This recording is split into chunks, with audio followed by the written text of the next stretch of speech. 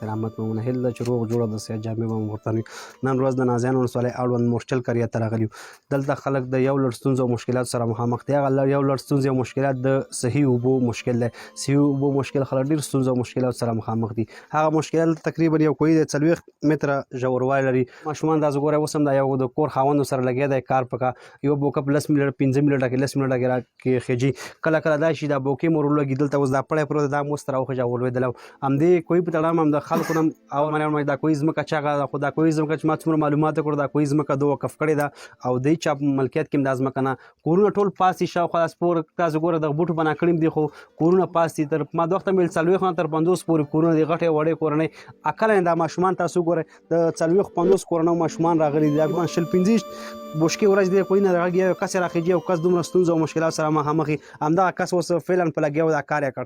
راځم همدې په تړاو همدغه کاکا نه اورم کاکا کوم ستونزو او مشکلات سره مخامخ ده.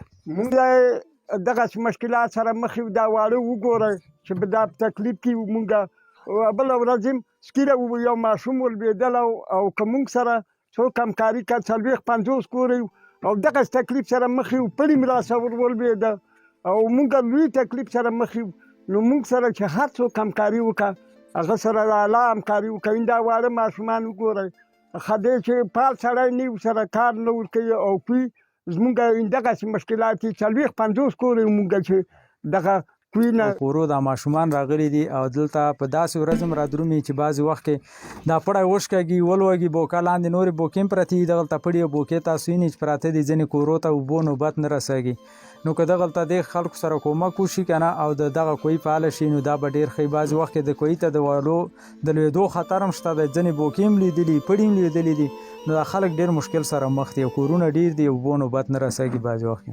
ګیري کاکا د کلي د یو مسؤل د خبرو په تایید باندې دلته د اوبو ستونزه ډېره ده. مونږ داسې نه وایو چې یوازې یو نفر د مونږ سره په دغه برخه کې کومک وکړه.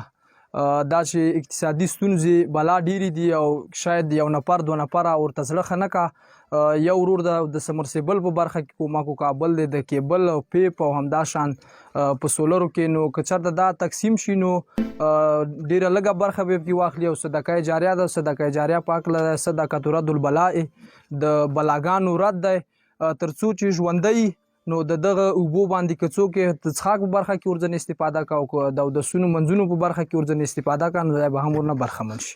سان د یادولو وړ بولم چې دغه کوی تقریبا 40 تر 45 مترو پورې ژوروالی لري او د دغه سیمې نه ورته دغه کنیکشن به برابریږي. نو هر هغه څوک چې غواړي په دغه برخه کې مرسته وکړي نو دغه د صدقې دپاره یو ښه ځای دی.